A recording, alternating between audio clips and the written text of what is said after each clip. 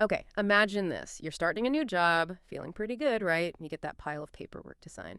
And buried in there, yeah, you might find a non-disclosure agreement, an NDA.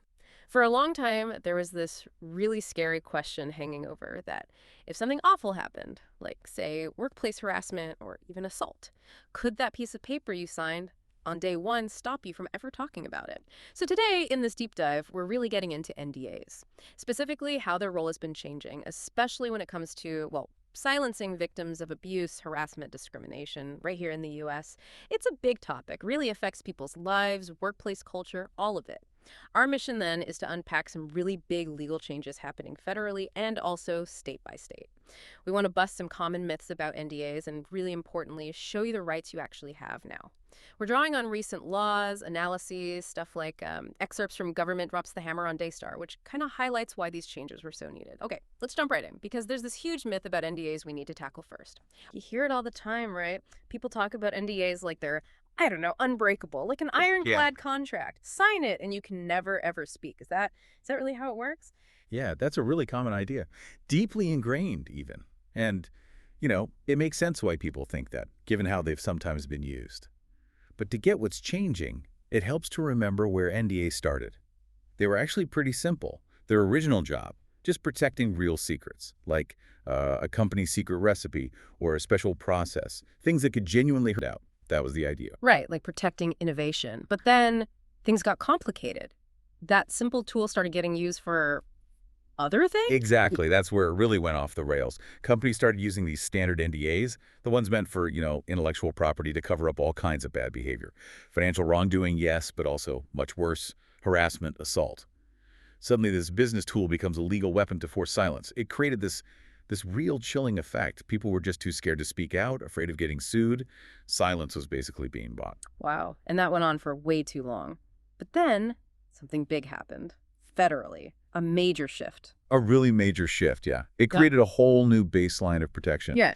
for absolutely everyone in the United States. It fundamentally changed the game. And the timing here is so important for anyone listening. Before 2022, yeah, an NDA could feel like this massive weight hanging over you. But after 2022, that power, at least for harassment and assault cases, it was just stripped away in a key way. So 2022, that's the year. Definitely the year to remember, because that's when the Federal Speak Out Act was signed into law. And this wasn't just some minor tweak, it was landmark. It basically rewrote the rules for the whole country, introduced protection that just wasn't there before. Okay, this is where it gets really interesting. To really understand this act, there's a key concept, right? One word that holds a lot of weight. Yes. The absolute crucial term here is pre-dispute. That's the heart of the federal law. What it means is, if you signed some generic NDA when you got hired, part of that big stack of papers before anything bad ever happened, that agreement cannot legally be used to shut you up about harassment or assault later on. It doesn't matter what the NDA says. If it was signed pre-dispute before the incident, it's unenforceable for silencing you in those situations. That's the law now, period. Okay, so if you sign one of those standard NDAs on day one, a lot of that fear, that feeling of being legally trapped if something happened later, that's gone, legally speaking. For harassment and assault claims covered by the Act, yes.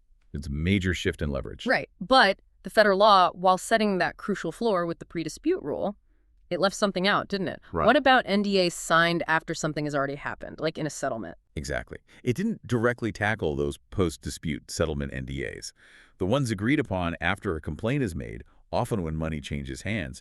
And that's where a whole bunch of states looked at the federal law and thought, okay, good start, but we can do better. They saw this gap and realized more protection was needed, especially for those agreements made later. So they started passing their own laws, often even tougher ones. The whole #MeToo movement really brought this issue to light, pushing legislatures to act. Right, right. And it seems like states are taking different routes here. Are there sort of main approaches emerging? Yeah, broadly speaking, you're seeing two main strategies take shape across the states. On one side, you've got states going for outright bans, just flat out banning these silencing clauses in harassment settlements. New Jersey, for example, their law is super clear. Any part of an agreement trying to hide harassment details is just invalid. Can't be enforced against the employee. No ifs, ands, or buts. Just a hard rule. Wow, just completely off the table in New Jersey for harassment settlements? Pretty much. And Washington State did something similar with their own Silence No More Act. You see this momentum, especially on the West Coast, to just dismantle these secrecy tools in these specific contexts. Okay, so that's one approach, the ban. What's the other main strategy? The other approach, which states like California and New York are taking, is more about victim choice, putting the power in the victim's hands. California's Silence No More Act, for instance, is really broad. It basically says a settlement agreement can't stop you from talking about the facts of a case involving almost any kind of discrimination, harassment, or retaliation. So not an automatic ban, but the person involved gets to decide. They have the option to speak out, even after settling. Exactly. It's about agency. And New York's approach is so interesting, too. Confidentiality is still possible in a settlement, but only if the claimant, the person affected, actually wants it. And they even built in a waiting period. You get time, I think it's 21 days, to consider it, talk to a lawyer without pressure. It's really focused on making sure the choice is truly theirs. That's fascinating. So it really depends on where you live. Some states give you the automatic right to speak after harassment settlement. Others give you the choice whether to keep it confidential or not. Precisely. It's becoming this patchwork quilt of protections, offering different kinds of empowerment depending on state law. Okay, so we've covered the federal shift, these state innovations. Let's boil it down. For someone listening right now, what are the absolute key takeaways? The must-know rights? Okay, three main things to hold on to. First, that federal shield, remember pre-dispute, an NDA you signed before anything happened, generally useless against you if you later need to speak out about harassment or assault covered by the Act. That initial fear factor is way down. Got it. Federal shield for pre-dispute NDAs and harassment assault cases. What's number two? Second, and this is universal, no agreement, no NDA, no settlement clause, nothing can ever stop you from reporting a crime or cooperating with police or government agencies, ever. That right is absolute untouchable. Okay, absolute right to report crimes or talk to law enforcement. Crucial. Hmm. And the third? Third, no, your state law. The federal law is the minimum. Your state might give you much more power, especially regarding those settlement agreements we talked about.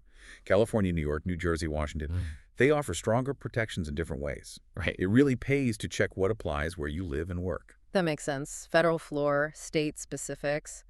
So connecting all this, looking at the bigger picture, it really feels like a fundamental shift in power, doesn't it? After decades of, well, the opposite. It really does. For so long, the system basically allowed silence to be bought.